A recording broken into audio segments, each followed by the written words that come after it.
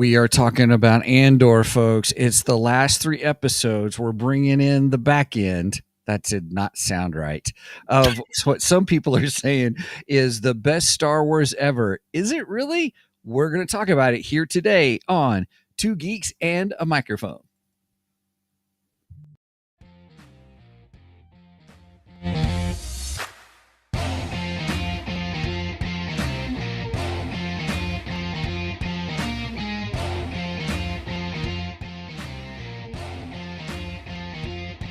Hello there.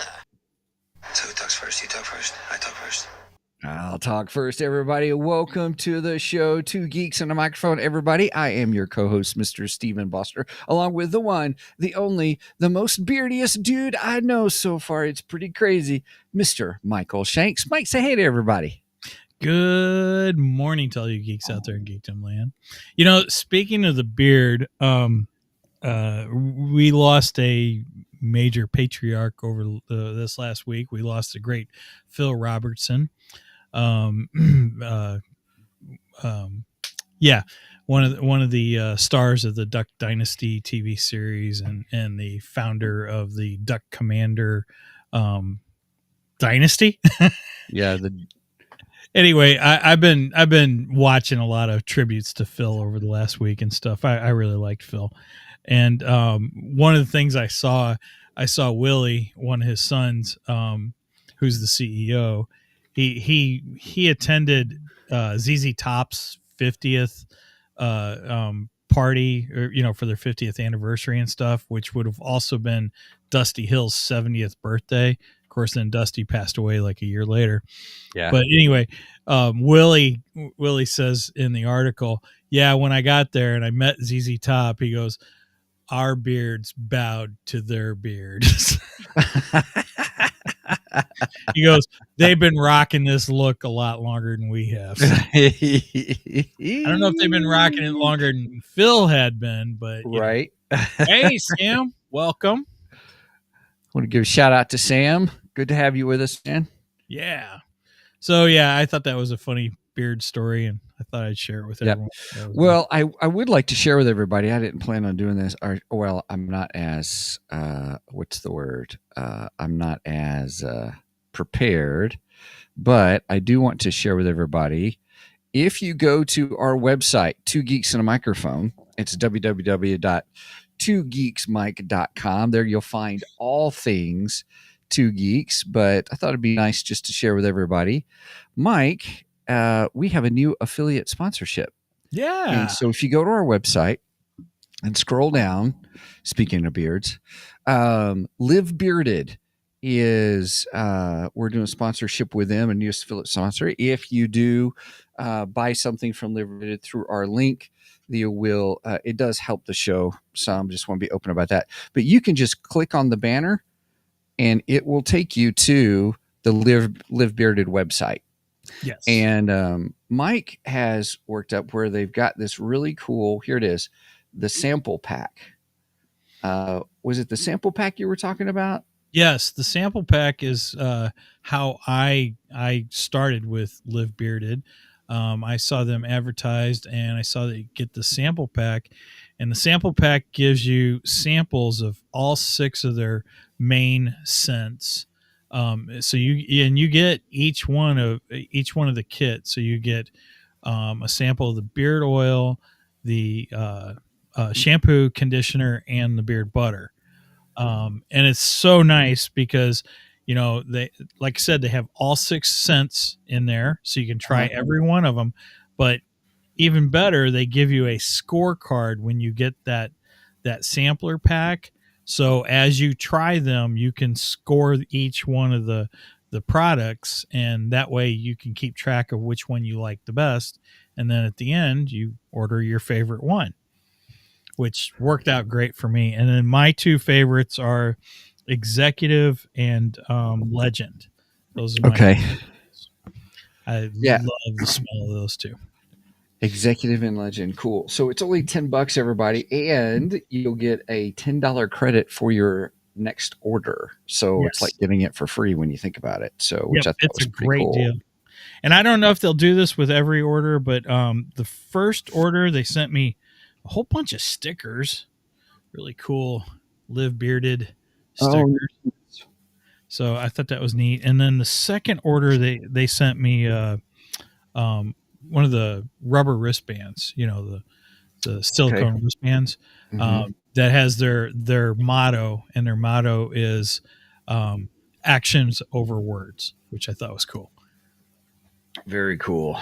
Very cool. So, well, now we got the offer in. Go get Oh, yourself some God. live bearded, people. Yeah. Go do it. It's Do it. good Kind stuff. of a thing. Yeah. So, all right. Well, with that, very cool.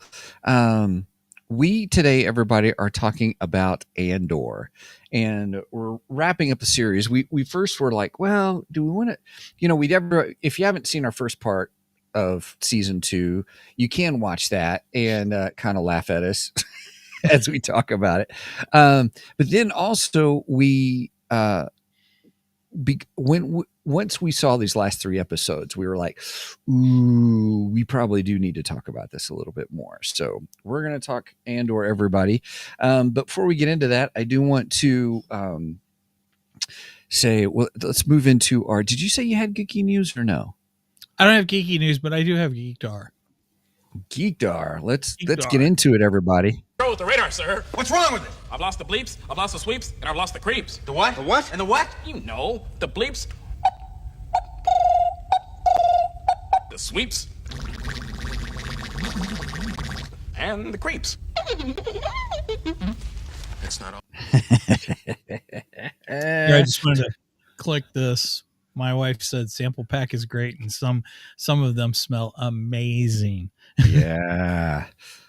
Well, I've got a little bit of a goatee, so I could probably get the sampler pack and it'd last me all year. I don't know about all year, but it might last you a bit. I mean, depending on how you use it too. Right. Because you want to use the samples.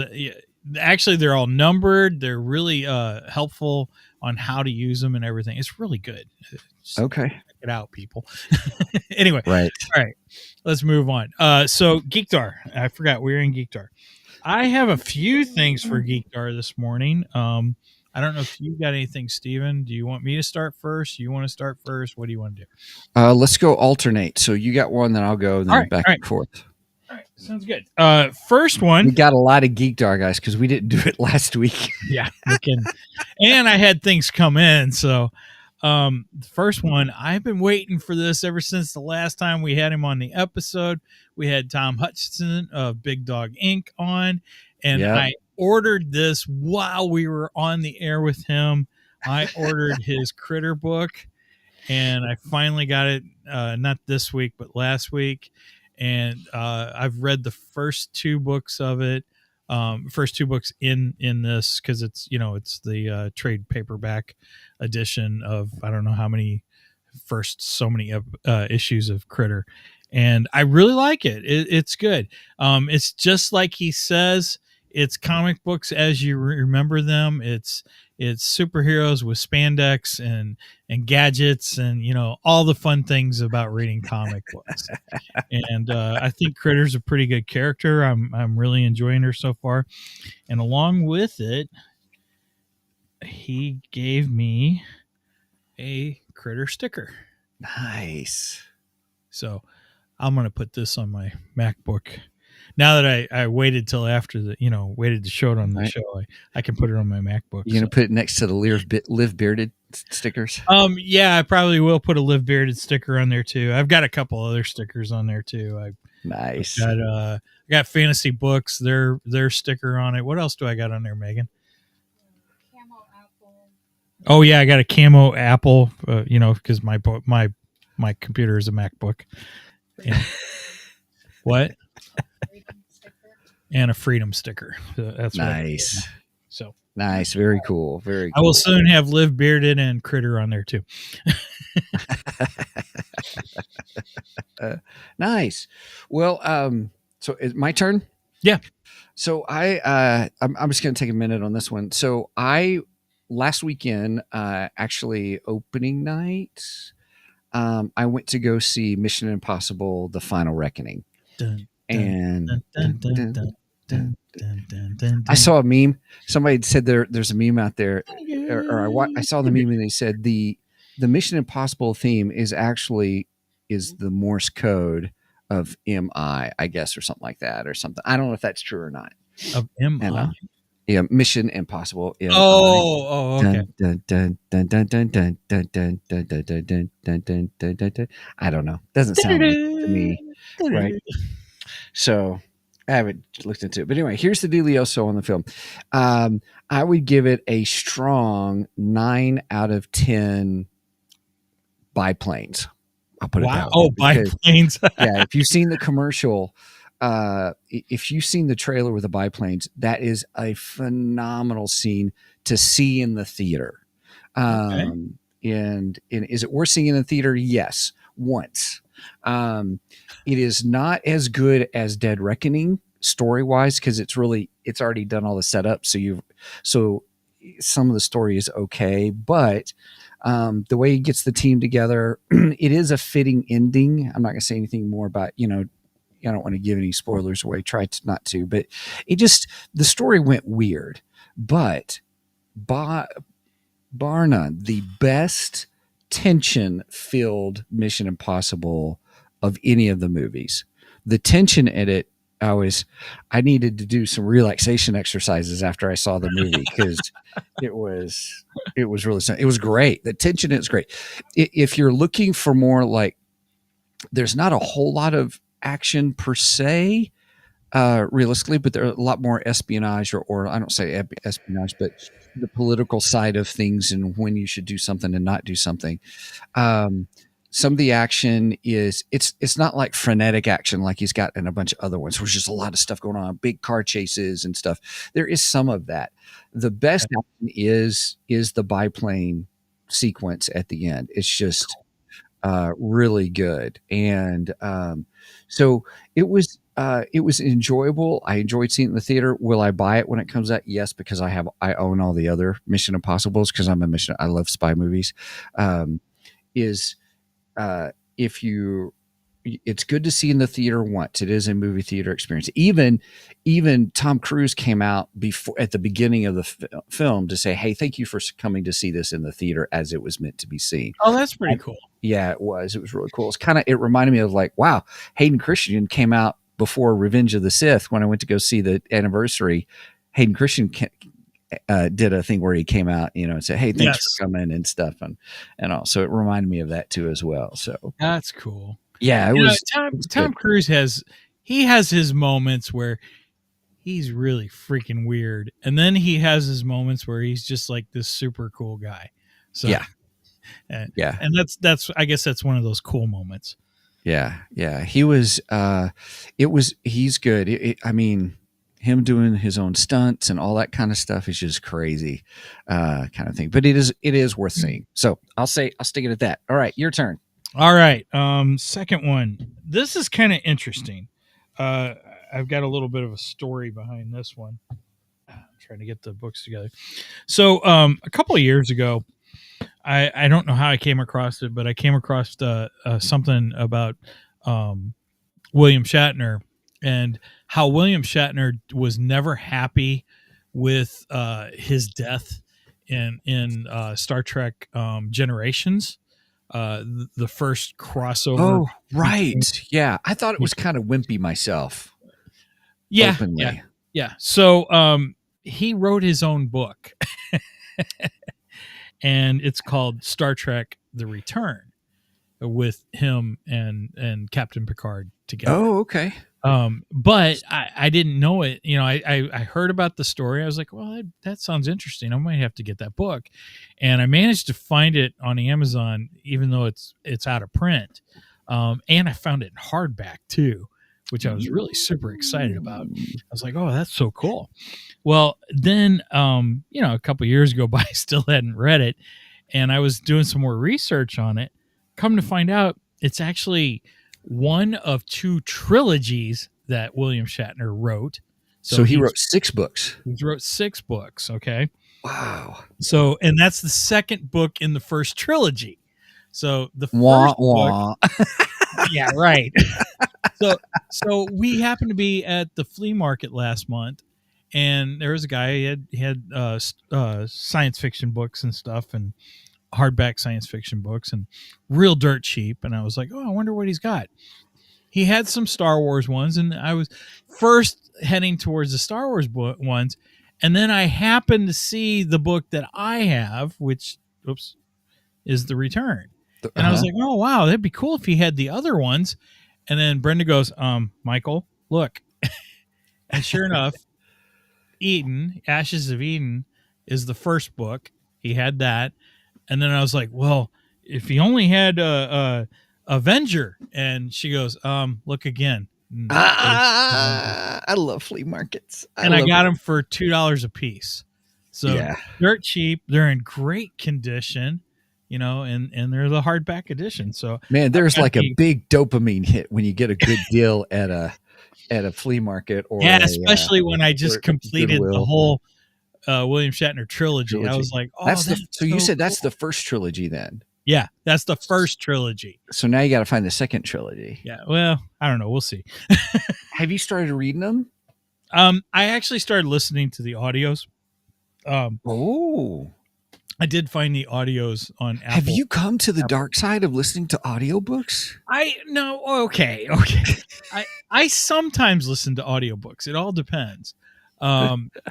Especially if we're doing a book for the podcast and I don't have time to read it at all. Right. I'm definitely getting the audiobook for that. Yeah. Then there are times where I want to revisit a book that I've read previously, and I'm like, you know what? I think I'll just get the audiobook to listen to instead. So yeah. I like audiobooks. It's not that I don't like them. It's just I don't feel like I feel like I'm cheating by listening to an audiobook instead of reading it. I feel like I'm not really reading it. I'm not saying that applies to everybody. It just applies to me. It's just my personal feeling. I'm not, if you listen to audiobooks and that's the way you read, more power to you. I'm not saying that you don't read your books. Okay. Right. I'm just teasing. Yeah. I'm teasing. But for me personally, I feel like I'm cheating and I should actually physically read the book. So yes, okay. I do occasionally buy audiobooks, and I have probably more Star Wars audiobooks than I do any other. That's true. I remember that. All right. Well, all right. My turn. Yeah. Okay. So I'll share my screen again. Dadgummit, I should have had this ready. I should have just kept it up. Okay. So I am reading, and I have the audio. I'm listening to the audiobook and reading at the same time. I know I'm weird. But this book is what's called The Victorious Mind. Hopefully that comes. I may have to try to make that bigger.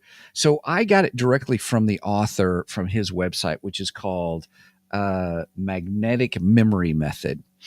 And Victorious Mind is how to master memory, meditation, and mental well-being. So oh crap! Maybe I should read this. It's actually so I'm on the author's newsletter list because I'm always trying to figure out new tools to help me. Some things I do behind the scenes are I learn how to learn, kind of a thing, and then this whole concept of Victorious Mind comes out of my how shall I say? Oh, I can't make that smaller. So anyway, that didn't work either, did it? Whee, there we go. I'll do it like that. I'll cover me up. So Anthony Metivier, I'm not saying it right, but he's over in England and stuff. And I got connected with him. It's going to be crazy trip here. I love the BBC show Sherlock. And one of my favorite episodes is the one that the guy who plays Admiral Thrawn in the Ahsoka series. Okay. Oh yeah. He plays the villain in one of the BBC episodes of Sherlock, and he's great. And he introduced this concept of what's called mind palaces.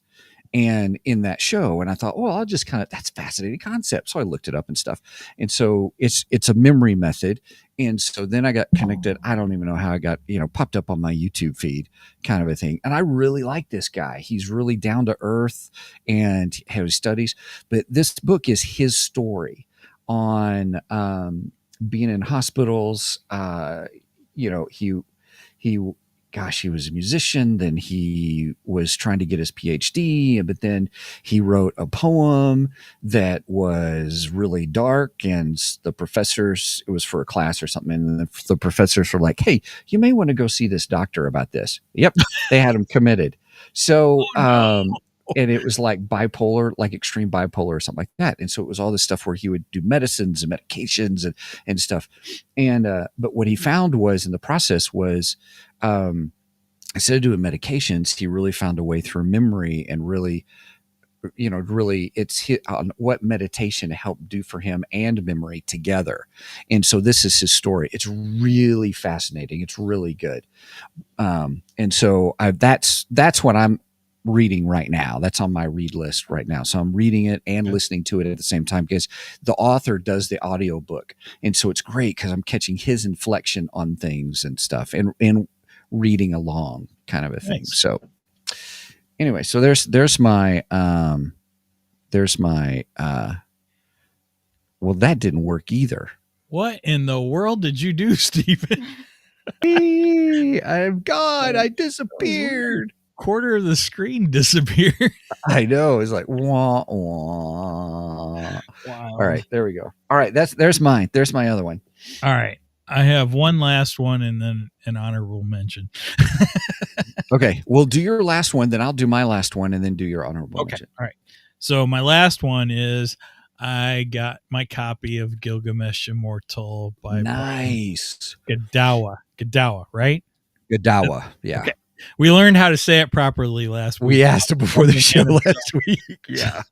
Because I thought it was Gadawa. Gadawa, yeah. And I did too. And I said that. And I said, is it that? And you saw him. He's like, I was like, oh gosh, I really like this guy. I didn't want to make him mad. So.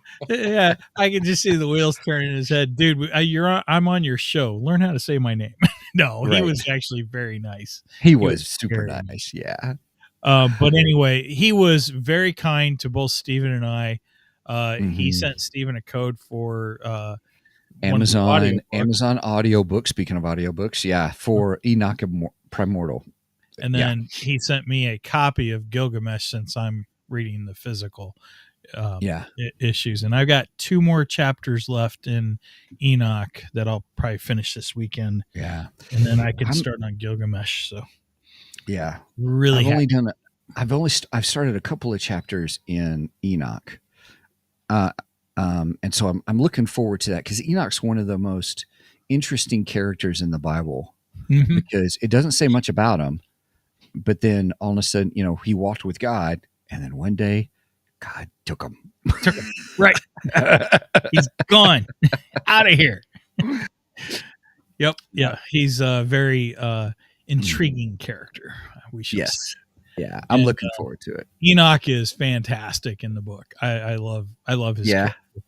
I would absolutely love to see movies or television series or something done on with these shows. Mm-hmm. Hopefully that'll happen. I know he didn't sound real promising about that last week when we had him on, but you never know. Yeah. You never know. Yeah. We'll pray for that. I've enjoyed it. I thought I've only seen bits and pieces of the Noah movie kind of a thing. The one with, that one that was years ago. Yeah. And so I kind of was putting that kind of on par.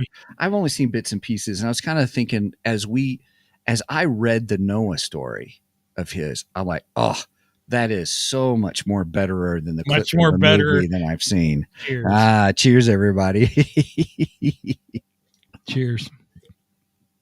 Well, I mean, in his book's almost like pre-arc type, story. I mean, it's not so much the story of the flood. It's his reimagining of Noah as a warrior which I Mhm. really love, and I agree with him. Everybody had to be some kind of warrior, tough man, in that time period. I Mhm. can't imagine anything else. Right. And when you read these books, it's like, yeah, I really can see that. I can Yeah. see that in these He characters. did. Brian Godawa did his homework. Yeah, he did. He did. No doubt about it. Definitely. He knows what he's talking about. He Yep. knows the Bible, and he understands these characters. He's really studied them well. Mhm. He He does take knows. some liberties, you Yep. know. And he says Um, so. So, I mean, it's not like he's trying to say this is how it was. He's like, no, I'm creating a wonderful historical fiction, thriller, supernatural horror thing. So it's like he hit all the genres. And then when he said last week, it was like every one of them's got a love story. right. Everyone has to have a romance and so Yep. on and so forth. So Yep. All right. Well, all right. So here's my last one. So the All right. so I'm on Anthony Mativier's newsletter, and so he Mhm. sent those. Hey, a good friend of his did a TED talk, and the TED talk was about how our digital world is actually dumbing us down, kind of a thing, or how can you live authentically in that kind of thing. It was really good. So his name was Ben Cardall. Well, looking up Ben Cardall, I got his book. It's called The Monographs, and it's Becoming Sherlock Holmes. I've got it. I haven't, because I wanted to support him, and so I haven't started it yet. But he's also known as Today's Sherlock Holmes, Ah, and he interesting. teaches about how to pay attention and how to do deductive reasoning and how to memorize, kind of a thing. Because evidently that episode of Sherlock BBC show that I watched sparked a lot of interest with people about memory palaces. So how to memorize things, and so it was so I'm looking forward to that. That's not quite my next book. The next book is Enoch, but Gotcha. then this one's the one after that, to kind of keep in that realm of me learning about memory palaces and people's stories and all that kind of stuff. So What kind of tablet do you have, by the way? that is a Kindle Scribe. Okay, cool. I waited a couple. Oh yeah, and I bought this really cool cover for it. It's like a Nice. library I like kind that. of a thing. I really enjoy it. I waited to get it until a kind of a good deal, and they had a sale on it, but I also got a coupon too. So I got it for a pretty fair price, and I was pretty excited about it. So, and I really enjoy it. So you can write in it and stuff, and they just Oh, updated it to include AI a little bit. I think I haven't tested that out yet, but now I can draw in my books. You couldn't draw in your books before, but now you oh, wow. can. And so I'm still learning how to do. If it's a PDF, you can do all kinds of drawings and arrows and whatever. In Kindle books, though, it will automatically underline for you now, so okay. you can do all kinds of stuff with it. So yeah, I really enjoy it. I really Neat. enjoy it. I just have a cheap tablet is all I got. Something I got really cheap on Amazon, but it allows me to do either Kindle or Nook, both. Because Mhm. I previously had a Nook, and I'm like, well, I've got things I've purchased on a Nook, so I want a Nook. But then, of course, my book went out on Kindle, so I wanted a Kindle also. Right. So I'm like, well, this is a way of having best of both worlds, and then not to mention I can use it for DC Comics and Marvel Comics. So Yeah, and those are I good. got what I Yes. Yep. and it's cheaper than an iPad. I had an iPad, but my iPad is ancient, so Yeah. yeah. All right. Anyway, so honorable mention for Geekdar. I had to remember what segment we were on. Right. Brendan and I watched season 2 of 1923 this past week. Uh-huh. We are big time Yellowstone fans. We love Yellowstone. So I was like, I had finished Evil, which I was pretty happy with Evil. I wasn't happy with the season finale, the very end of the season finale. But I was like, okay, we need to watch something else. So 1923 was, out, and I'm like, let's watch 1923. I have to say 1923 season 2 was incredible. I loved it. It was very good. We were worried about the ending of what would happen because Brenda came across a spoiler the night we were going to watch it. Steven and I were on the phone, and Brenda goes, crap. And I go, what? She goes, I just saw a spoiler. I go, why are you looking at spoilers before we watch the episode? And I was so furious at her. But we watched it, and I was like, okay, yeah, I mean, technically you were right, but actually it wasn't a bad ending, and I don't want to say what happens because, if you want to watch it, go watch it and see the ending for yourself. But we're not covering the show at the moment, and we're not in spoilerific territory. Right. Yeah, exactly. I would say, what can I give this a scale of? We'll just say horses for the heck of it. Sure. On a scale of 1 to 10 horses, I would give 1923 probably an 8 horses. 8 out of 10 Montana horses. Montana horses. There you go. There you go. Because everything isn't in, not everything. Some of it's happened outside of Montana. Majority of it happens in Montana. A lot of it in Billings, and a lot of it in Bozeman, where Steven resides. That's right. Yeah. So if you're a Yellowstone fan, I do recommend 1923. It's a really good series. Kelly's been watching it. Has she? Mm-hmm. Has she liked it? Yeah, she likes it a lot. Harrison Ford's awesome in it, but he's curmudgeon Harrison Ford, just the way we love him. I mean, they probably could not have picked a better actor to play Jake Dutton. He was so good. I love it. That's awesome. And Harrison fits in that time period. He just, he seems like that's where he feels at home. At least, that's the way I take it anyway. So that's cool. All right. All right. We have went halfway through the show on Geek. Yes. We're catching up from last week. So we are going to move on. Yes. All right. Let's do this, everybody. It's time for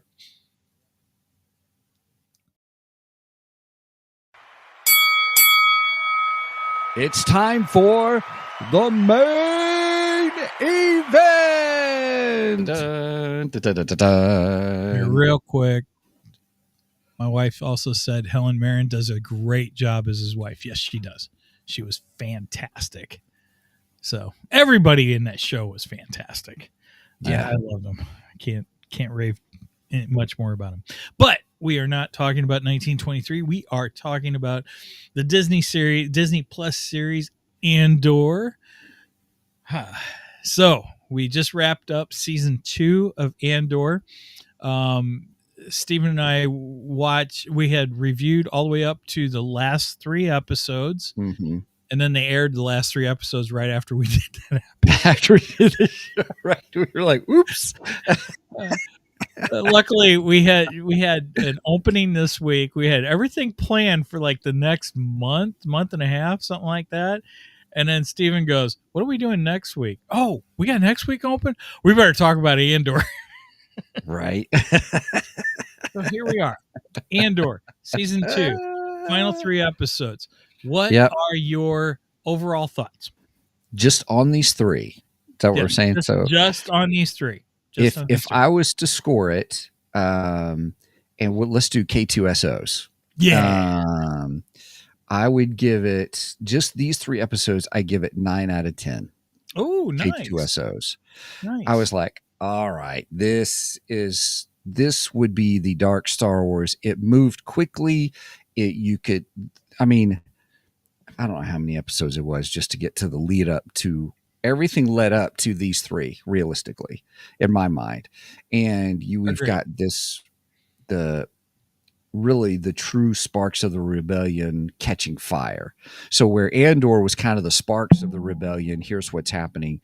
Here's where it really caught fire, kind of a thing. And the beginnings of it. And in my mind. And so I thought it was great. It was fast paced. You got to see stormtroopers. You got to see K2SO robots. You got to see the conclusions of some of the stories. We got drama. We got betrayal. We got action. We got Saw Gerrera.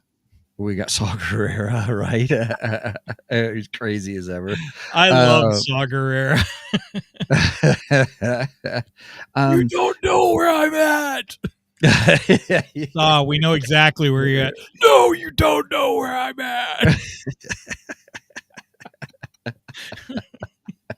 I absolutely love Saw. He's awesome. Oh gosh, he is. It was a I was thankful for it, and just to tell you guys, I barely Steven skipped anything in it. Oh wow, that says a lot for these last 3 episodes. Yeah, it was very much there's some moral dilemmas and stuff in there that I thought was interesting. The interesting take that the show took, and was very blatant about it. They kind of talked about it a little bit, even for the very first episode of Andor from season 1. One of the things I didn't like about it, we've come full circle, and now I understand a little bit more about what they did and stuff. Okay. So I don't want to spoil that just yet. But so for me, it was good. 9 out of 10. What about you? I will go 8 out of 10. Whatever. K2SOs. I like I said, I know Saw was only in a hologram, at least for in the last 3 episodes. We did see Saw physically in a couple of the other episodes. Sorry, every time you say Saw Gerrera now, I'm gonna think of you going, "You don't know where I'm." Oh, come on, it was freaking hilarious. I loved it. I mean, that's just one of those moments that I was like, oh my gosh, this is awesome. This is so great. But I love Saw. I love K2SO. K2SO was just his smart ass self. Mm-hmm. What did he say? Oh gosh. But going against orders is so much fun. When he was just being a complete and total smart aleck to Cassian Andor. I loved it. I absolutely loved it. You know, because he was like, we need to make the flight plan. I don't have time for a flight plan. I love the bickering between those two. The bickering between them two really felt very Star Warsy. You know what I mean? Mm-hmm. Agreed. Yes. And I enjoy that. I mean, it takes you all the way back to Han and Chewie. You know, Chewie, hit that! Did you get this? It really took me back to that, and I enjoyed that a lot. So those are some things I liked.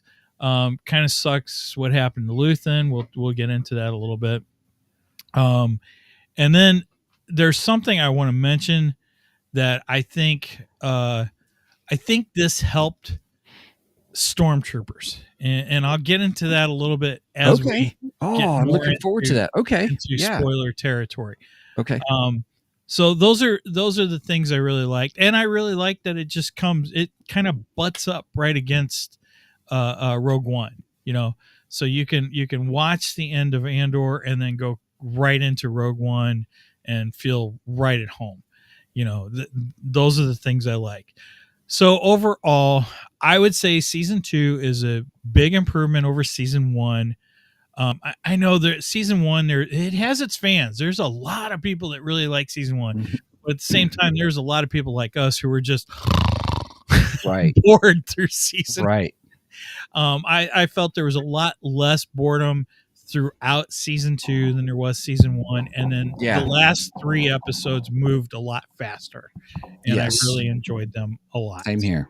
In fact, I watched it I watched the last 3 episodes twice. So wow. Well, I had to rewatch it because we were doing this episode. So I'm like, I need to revisit it again. Right. I said, I don't have time to rewatch them. but I was willing to rewatch them. So that great clarification. Okay. I would Wow. not have been willing to rewatch season 1. Sorry. Yeah. Been there, All right. done that. Got the T-shirt of me falling asleep.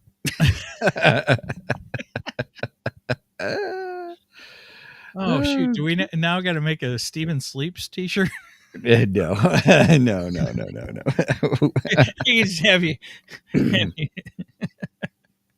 laying down. It'll almost be like the George Costanza painting. Have you ever seen that? Yes. For All those who have Seinfeld saw it, fans. it's blazoned in our eyes. We cannot unsee it once you see it. Oh, now I want a Steven one like that. Oh gosh, no. Oh golly, We're gonna have a two geeks edition poster of the George Costanza with Steven instead.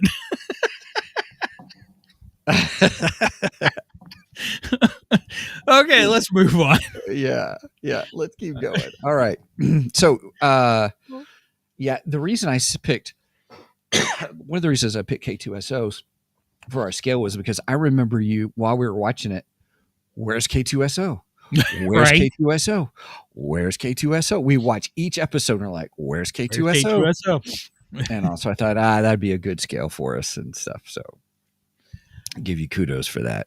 I agree. K2SO is definitely one of my favorite Disney era characters. He's pretty awesome. And man, boy, he flat out. I love the scene where he's walking up to wherever I don't remember where he's going, but that Imperial's coming at him, and the Imperial goes, "Are you on our side?" And he goes, "No." Max the guy. Yeah. We'll talk about that. Okay, so everyone, we're going to go ahead and put up the banner here real quick. We're going to go into spoilerific territory, because we, if you haven't seen it, I would encourage you to see it. It is a different type of Star Wars. It's a dark and grittier one, but not just because it can be. It's because it is part of the story, and I finally understood that when watching these 3 episodes. Well, I mean, if you watch Rogue One is very much a gritty war story, is what it is. And this really leads into that. It's the espionage that leads into that war. Mm-hmm. So it's only natural that this be dark and gritty, just because that's the nature of Rogue One. So it's not your typical, happy-go-lucky Star Wars. Yeah. Well, the thing was, you're right, and that's a great way to put it, because when it was the episode where he shot and killed that guy, I'm like what? This is my good guy. I want my good guys good and my bad guys. Oh, wait a bad. minute. Are you talking about in the series, or are you talking about Rogue One? Because in Rogue One, right off the bat, maybe that's what I'm thinking of Rogue One. It was that rather than being the first episode. See, I barely remember season 1. Everybody, you don't need to watch it. And I remember watching that, being quite taken back at first. Like, wow, I didn't expect that right out of the gate. But it just showed you who Cassian Andor is. But the way this guy ain't messing around. The way they ended this gives more light to what happens in Rogue One then. So, yeah, he gave everything for the rebellion. He really did. When he says, "I've been in this fight since I was 6 years old." He's not kidding. Right. Yeah. Yep. So although Andor, I'm right there with you. I've been in this fight since I was 7 years old. So yeah, I think the biggest thing with Luthen and I can't remember the one girl. We got that. Well, that was a neat story about how he got connected with the one girl, the one lady. Oh yeah, she was a girl, and how they began that relationship and stuff like that, and then teaching what has to be done. And it is a philosophical viewpoint of, I'd call it, I guess for those of you who are Dungeons and Dragons fans, I call it chaotic good. Nice clarification. And all. Not. I It's don't. Clea. Clea is the Clea. Okay. Yeah. Thank you. which I kept going. Would you quit saying that because it reminds me of Leia? Oh, that's how I'll remember it now, though. Well, that's how. That's the way I remember her because her name sounds so much like Leia. But yeah, I like the backstory there when we learned that backstory of how the two of them met and how she became his daughter when it was needed. It's like, dang, that's harsh, man. Right. And it's that whole concept. You do what you have to do in order to do something else. So it's almost like I would say it's the viewpoint of what we see within this. The ends justify the means. It's and we don't just see it in Luthen, but we also see it in Krennic and how he treats Deidre. Yeah. Oh, I like Krennic a lot in this too. Yeah. It was really good. I mean, Yeah. he's that dirty politician. I like right. him. Yeah. In the end, and the thing is it gives more breadth to his character when we get to Rogue One. So all of this was great setup to go back to Rogue One. And I think you even said it. It's like, man, this really makes me want to go back and watch Rogue One now. Had I not had a football game to watch right after I finished rewatching these, I wanted to watch it too for today. Right, I did, but I'm like, no, I got a Battlehawks game to watch. I got to watch the Battlehawks, which, by the way, they won. Next week they're in the playoffs, and I can't wait. Yes, hopefully my Battlehawks will be the 2025 UFL champions. Right. All right, and that concludes the sports edition of the sports portion of our episode. Oh gosh! So referencing the three geeky dads there. Yeah. What? I love those guys. What was it you were saying? You were going to say something. I was really interested in hearing it. About the stormtroopers. Yes. Yeah. So, yeah, I actually was listening to Rebel Force Radio earlier this week, and who's that? I'm just teasing. I'm kidding everybody. It's that other Star Wars podcast. Well, technically, we're not really a Star Wars podcast. But anyway, they are the Star Wars podcast, I should say. Actually, agreed. Great guys. Anyway, on Rebel Force Radio, somebody had, I don't remember if they called in or if they I think they called in. But they were talking about how this show made them feel that stormtroopers were actually menacing again. And I was just like, you are absolutely right. I mean, especially in that early scene when we had the flashback with Luthen and Clea. And you see the stormtroopers marching those people off, and some of them are kids too.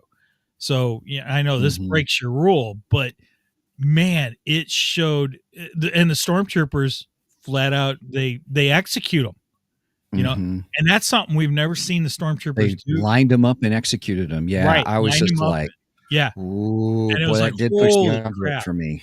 Yeah, these are not the stormtroopers that can't hit the broadside of a barn. Right. These are not the stormtroopers you are looking for.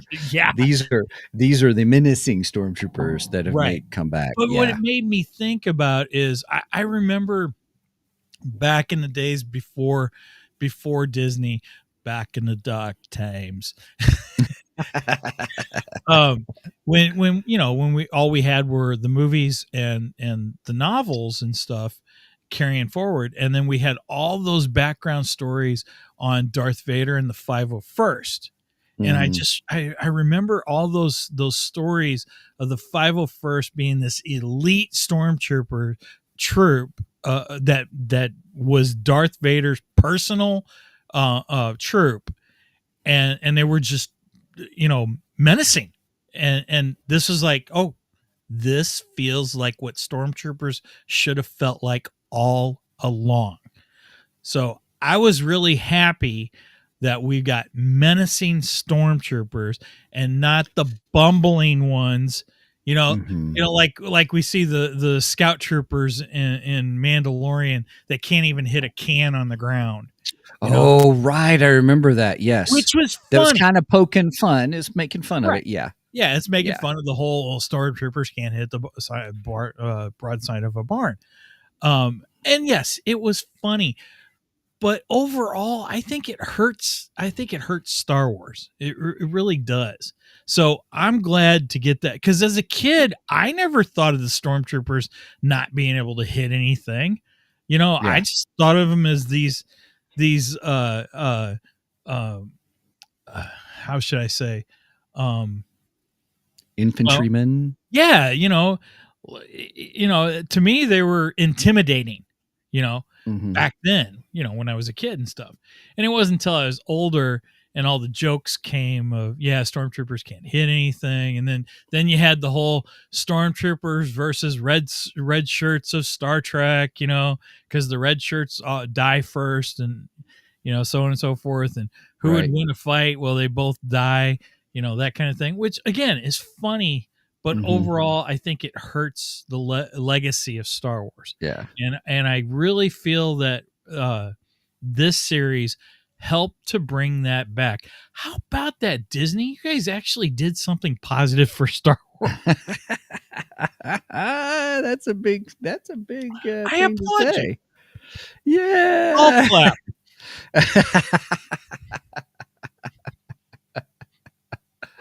Oh goodness. Yeah, it was it was tension filled. That whole scene of everyone gathering in the square and getting all that, and how all that came about, all those previous episodes led up to that, and kind of what was happening behind the scenes on stuff. And um I would say that tension was really, when the stormtroopers came in, or when they came down the stairwell, the as they were coming down the stairs and they all in formation, that was like, oh, what's going to happen? And Mhm. then when they revealed that they've got the 6K2SO robots in that room, hiding in that room to get ready to come out and stuff, I'm like, oh my goodness. I was just shocked. I mean, and I felt the tension of, yeah, stormtroopers were menacing again, the way Yes. you said. Yeah. And I think that was one of the things that was really well done, and that whole sequence was well done. It was very tense. Who's going to get hit? Who's going to get shot? Who's going to get rubble thrown on them? Where can you hide? And no, you can't hide there. And that whole sequence, that was just phenomenal. And it was great storytelling, because you were seeing the Empire doing its master play to take over that planet. Right.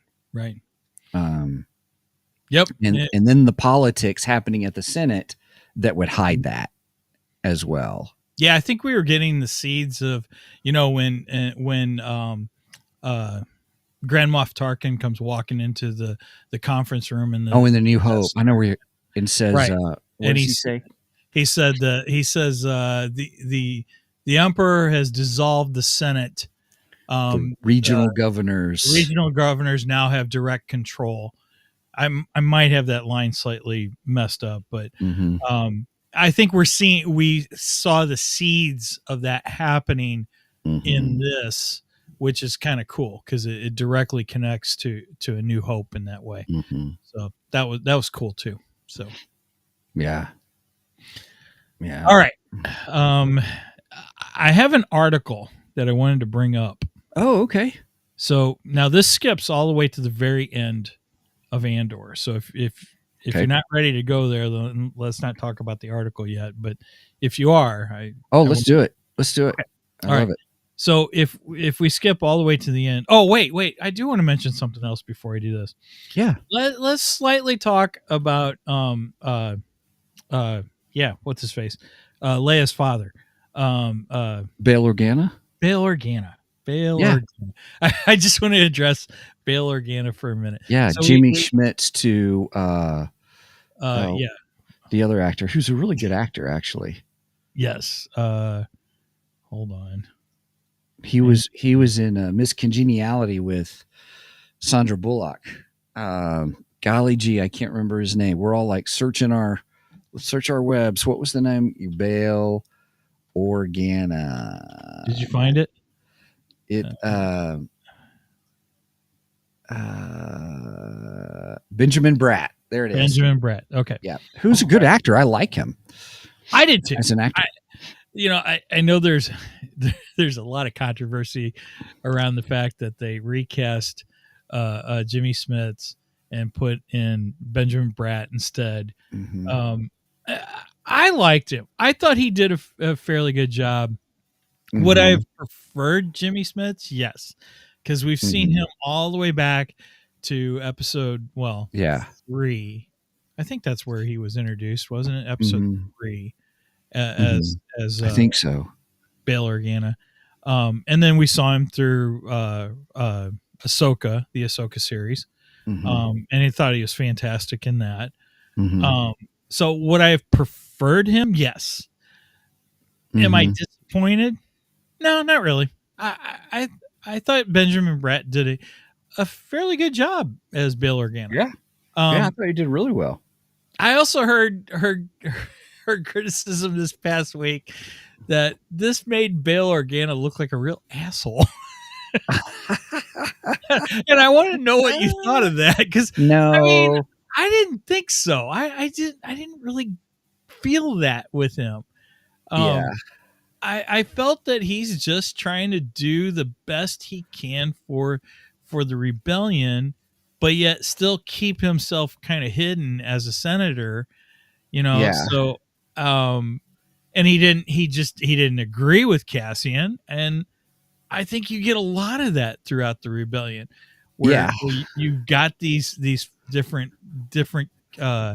personalities, personalities, backgrounds, levels of hatred towards the Empire, right? and all that. Yeah. And even class background.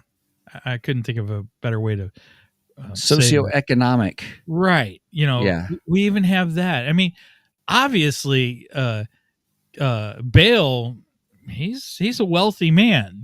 Bail is Mon Mothma. You can tell she's of wealth, but yet Cassian, he's not. He'd be more like the blue collar working class kind of guy.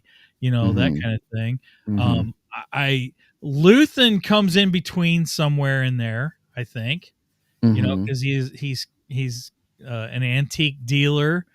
At one point I feel that he's kind of with Cassian as far as socioeconomics, but at the same time he kind of runs with those higher class people, so he's somewhere in between. So you got all these different classes that are clashing too, all these different ideas, and I think Bail's just doing his best to try and keep things in order on the rebellion side, but yet stay hidden as a senator, so on and so forth. So I didn't really feel that he was so much of a asshole.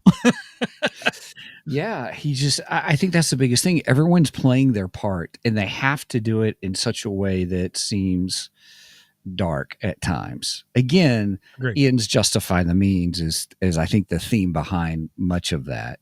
And and he had to stay. So even when Mon Mothma was escaping, he was like, I can't. She's like, come with me. I'm like, I can't go with you. I need to stay here. Kind of a thing. Right. Yeah. So I liked him. I thought he did a pretty well job. I was fairly happy with him. I enjoyed it. Yeah. All right, so we'll move on to this article.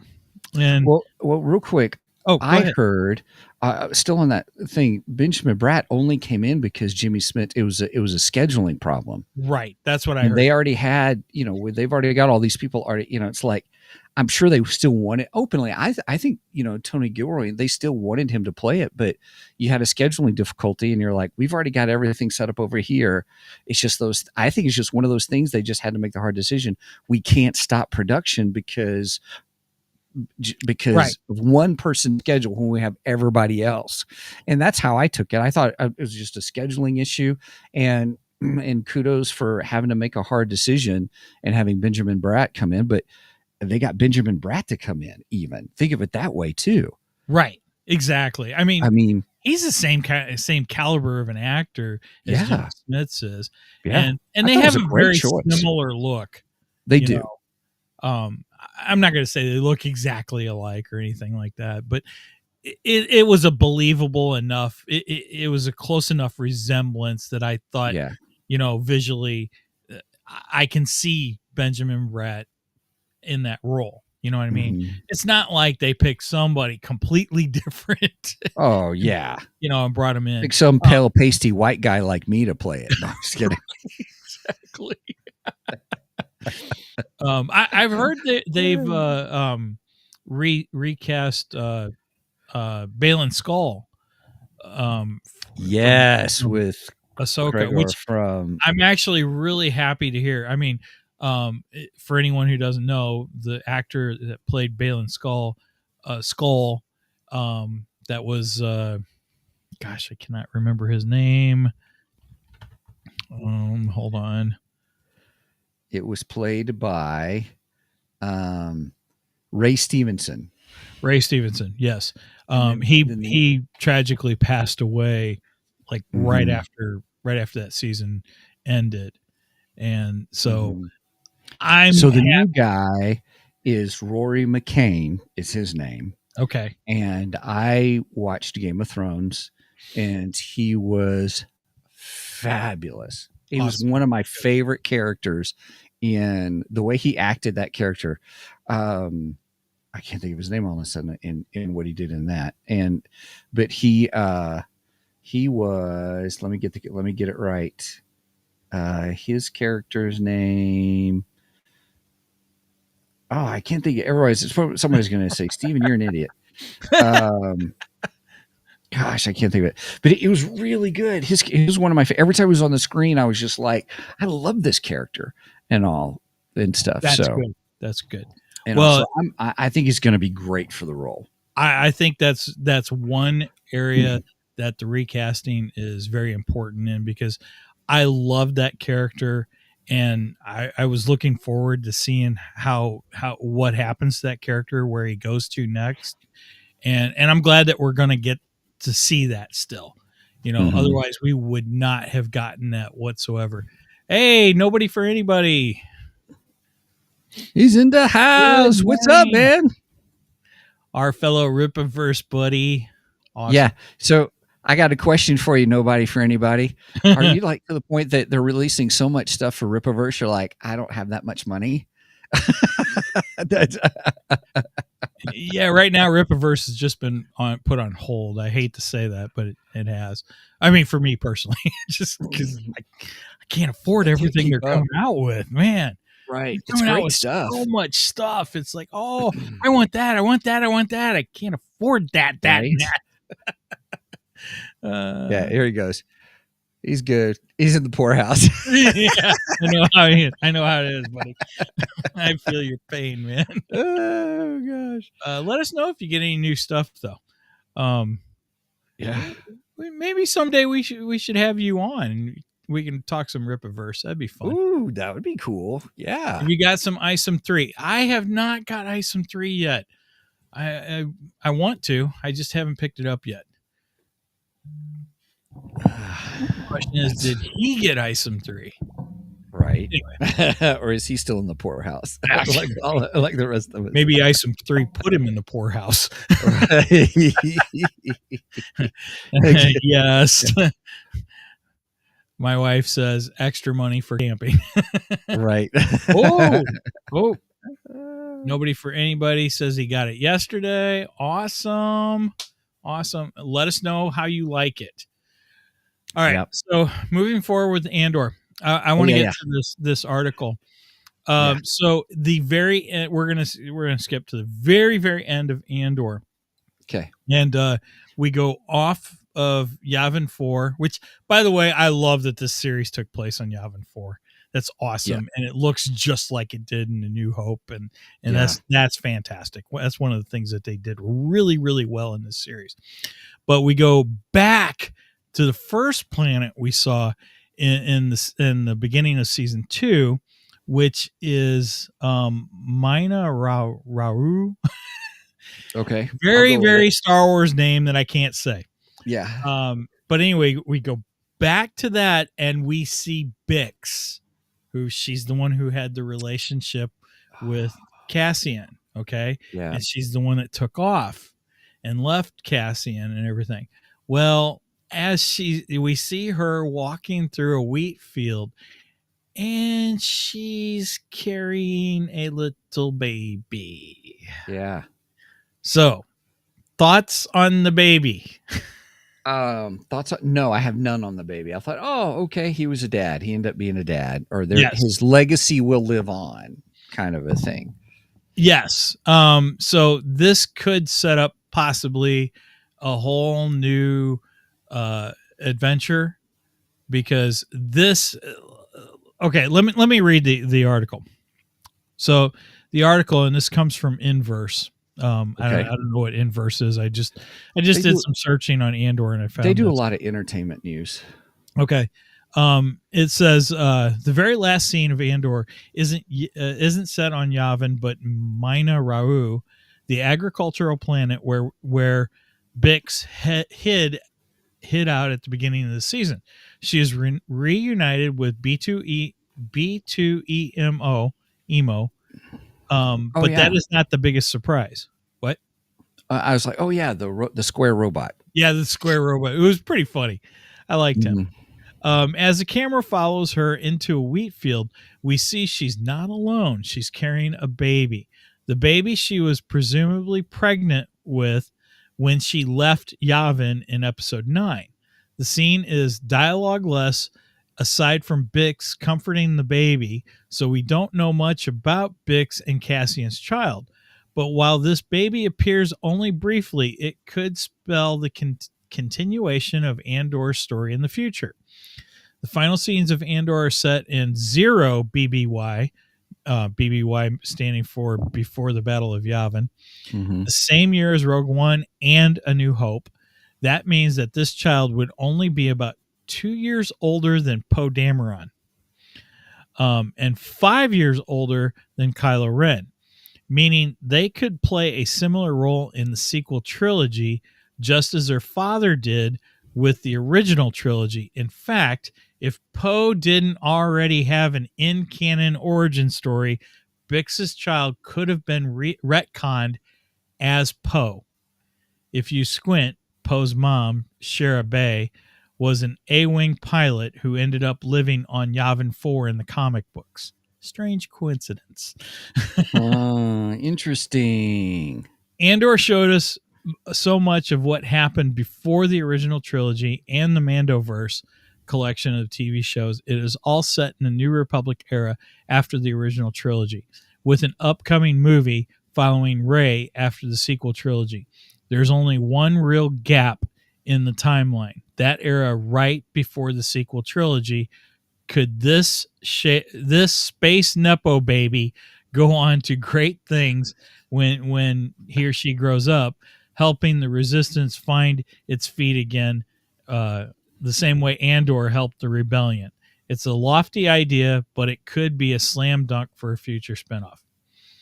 So that's what I wanted to talk about. Could this baby lead us to more Star Wars, or is this Broom Boy all over again? Oh, Broom Boy from Canto Bight. Yeah. That's funny. That's funny. Yeah, Yes. I don't know. I think it should be something. I don't think it'd be Poe Dameron, but Well, no, but- that's what they were saying. They were saying, had Poe Dameron not already received a backstory, because he received a backstory in the comic books. His parents were actually on Endor. That he was conceived on Endor. Okay. Right after the battle on Endor. That's when he was conceived. That means mom and dad were partying. Celebration sex. Okay. Right. I'm glad you said it, not me. Oh my gosh, that's funny. I do think for his character, I know a lot of fans want everything to be connected somehow, some way. They like trying to make connections. But I do. Well, that's what we do as Star Wars fans. It's what we do. It's what we do. But I would say it would be great to have a new. I'm totally fine. It'd be a whole new character with a whole new arc, a whole new story in the Star Wars universe, kind of a thing that we would follow based upon what we know about Cassian, and it did make, for me, that made more sense why she would leave him. I was like, why would she leave him? I don't get that. I didn't understand that. But then when you saw that last scene, it was like, Right. oh, okay, She's trying to protect the baby. yeah, But on the other hand, why didn't she just tell Cassian? right. You know, Because I bet if he knew, he wouldn't take the risks that he was. Because remember, they made this whole thing. He always seemed to be kind of lucky in getting, That's a good point. We wouldn't have gotten Rogue One probably had she revealed it to him that she was pregnant and everything. Yeah. Of course, then we also wouldn't have got the potential love story between him and Jyn Erso. I know, you're like, okay, that makes that one awkward. Yeah, it makes it a little bit awkward, but at the same time, he doesn't know what happened to Bix. He has no idea. You know, so I mean, I don't necessarily have a problem with that. In fact, I wanted them to get together. You know, back when I saw Rogue One originally, I wanted them. They didn't kiss her at the end. They just held each other and got consumed by the blast. Well, we don't know. I mean, there might have been a kiss in that blast. We just couldn't see it. You know. Oh yeah. Right. You know, definitely no celebration sex happening there. No, not in that one. Right. I got them tickled, everybody. The Baptist pastor is the one saying that, not me. Yeah, right. Ex-Baptist pastor. Well, ex-Baptist pastor. Okay. Anyway, I just want to throw that out there. Right. Well, that was the thing I wanted. The two big things I wanted to bring up were stormtroopers and how I feel they've been re-justified within Star Wars universe because of the series. And then I wanted to bring up the Cassian's baby and the possibility that we could see another spinoff with Cassian's son. Or, well, I say son. We don't know. We don't know if it's son or daughter. They didn't actually reveal whether it was a boy or a girl. So, my hope is it's the son, but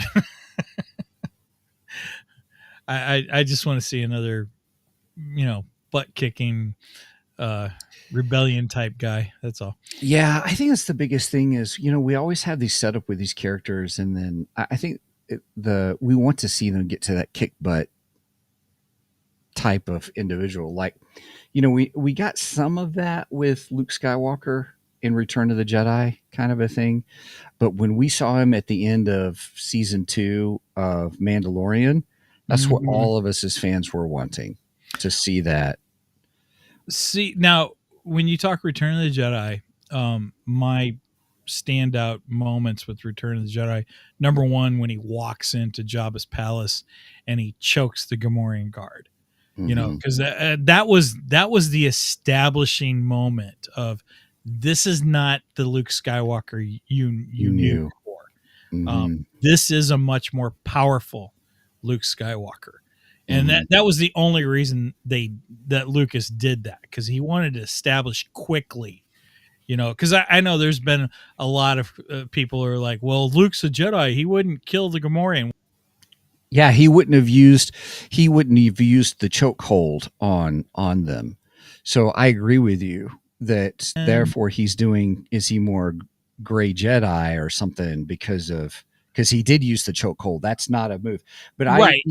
He uses a chokehold, but we don't know that he actually kills him. You know what I'm saying? Yeah. Oh, yeah. wow. So good call. Right. That's my point. We all assume he killed him. I say he killed him. You think so? Oh yeah, Ben Kenobi killed Grievous. So uncivilized. I mean, you do what you have to do. But I don't know. A Gamorrean and Grievous, are they on the same level? Good call. That's a Gamorrean is just kind of he's a thug, He's a goon. Oh yeah, he's a goon. Yeah, that's a good word. I like that. There's no brains to, he's not. I have pity on you because you've got no brains. You're just a goon. I won't kill you. I'll let you live in your stupidness. Grievous he's he's part of the brains behind the operation too. Mm-hmm. You know, there's more to Grievous than there is. Anyway, He's more regardless, machine than man. but that was the establishing shot, and then you Yes. had the battle between Luke and Vader, which I think is an incredible battle. Mm-hmm. And then we have those dark moments because the Emperor can start to feel his anger. You know, like he says, there it is. There's your anger. Use your anger. Come to the dark side. You know, and so on and so forth. Yeah. So, but you're feeling that power that Luke has. So I think Luke shows tremendous power in Return of the Jedi. It does get subsided because at one point Luke goes, "No, I'm not going to be like my father," and throws down the lightsaber and completely goes against everything he knows and says, "Well, there you go." You know, Mm-hmm. so I think he's just establishing, look, I'm a different kind of Jedi. I'm not the Jedi that you know. Mm-hmm. And not what you've known, and that's the Jedi I like. That's the Luke Skywalker. Even in that episode I referenced in The Mandalorian, where he comes in and the way he crushes them, I've heard is also a dark side power. But I've heard somebody say that. On the other hand, also, those are all droids. They're not even, People. Right. It's not like droid rights. You're alive if you're a droid. What are you talking about? God. You got conscious mind. Now you're turning into elf. Oh, whatever the droid's name was in Solo. I hate that droid. Still my most hated character in all of Star Wars. L3. I hated her. I couldn't stand her. I like Solo. I like the movie, but I hate that character. Oh gosh. And then so many weird things with that character. And the whole her and Lando. And we'll just leave it there. Oh, wait. Nobody for anything's got something to say on this one. No, I do not think use a force choke to kill, only to hurt being robots fair game. I agree. Nicely said. I like that. Okay, so he's saying he didn't choke out the Gamorrean guards, just choked them to pass them out, but didn't kill them because they're beings. They're I'm going with that. Sentient life or something like that. Yeah. I'm going with that only because Steven thinks that he killed him, and it's my only way of defending, because I can't defend Batman and all his kills in the 9 Batman. And Steven for the last 30 years has been bugging me about that. So with this, I can say, no, Luke didn't kill him. Nobody for anybody even said Luke did not kill the Gamorrean guards. So thank you. Now, if you can help me justify Batman in Batman 1989, I'd be much appreciated. Oh my god! So oh gosh! All right, that's pretty good. Well, we probably need to start wrapping up and stuff. But hey, I did enjoy these last 3 episodes. Yeah. It was really good. Unfortunately, I had to, you have to sit through, or Steven skipped through 20 some odd hours of previous shows and stuff for all the setup kind of a thing. But it did end well. I thought Andor season 2 ended very well. Agreed. I think there's moments of Andor season 1 that you could rewatch. And then you could probably watch the first episode of season 2 and then watch the last 3 episodes and then go right into Rogue One. I think that'd be kind of cool. A good way to start out for Rogue One if you wanted to have a little Rogue One Star Wars party. So, All right. Yep. All right, man. Well, anything else you've got? I think that's all I got.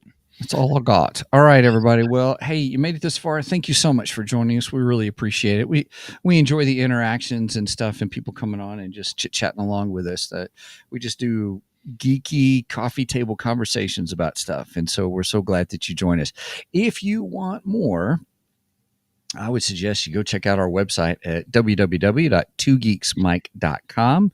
Twogeeksmike.com. That's where you'll find our hub for everything, even through our new Live Bearded affiliate sponsorship. So if you got a beard or some type of beard, I encourage you to check that out. $10 for a sample kit on Live Bearded. Mike loves it. I'm probably going to try it out, even though I've only You got don't have to have a big, giant, full beard either. So you're saying I'm okay with my little Yeah, goatee? you're I'm gonna quote the Robinsons when they made an appearance on Tim Allen's last. He'll come back, everybody.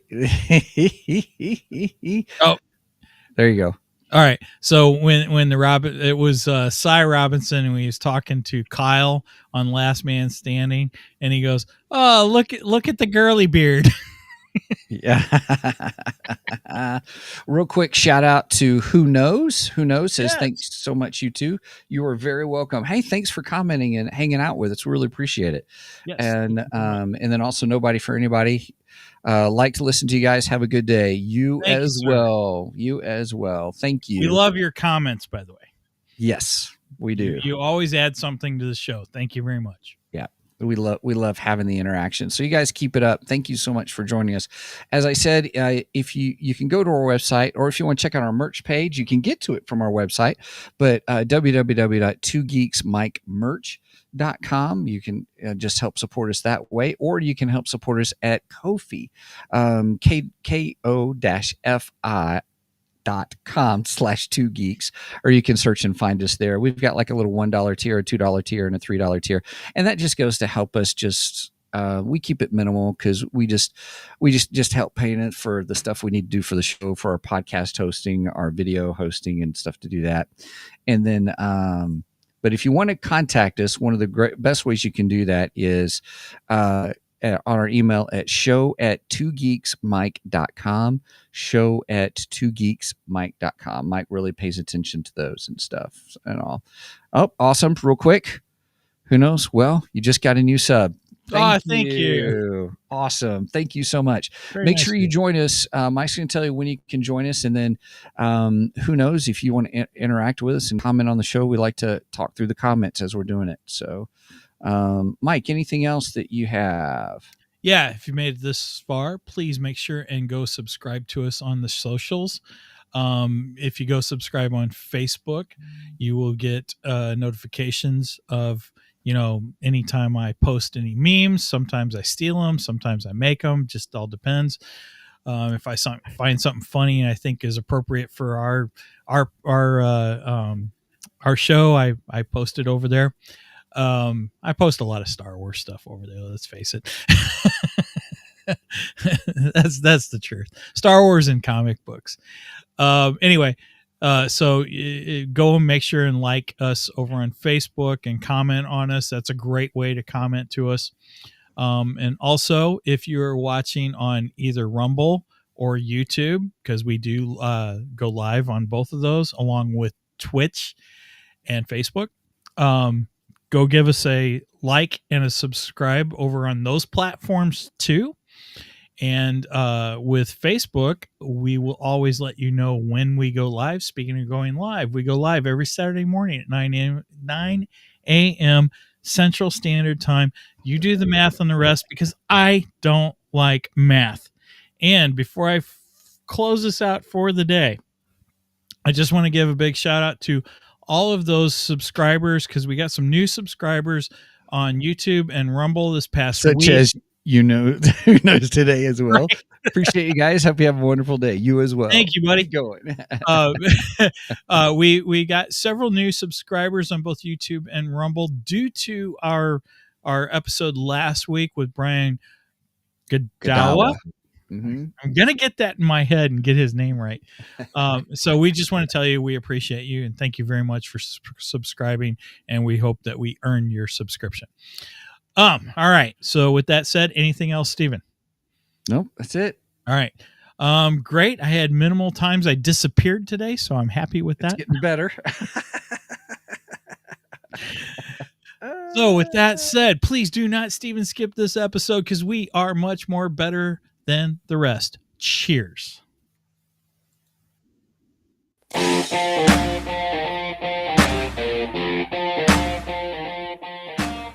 Thank you for joining us today on the Two Geeks and a Microphone podcast. Tune in next week when we will have more news and reviews. Until then, May the force be with you.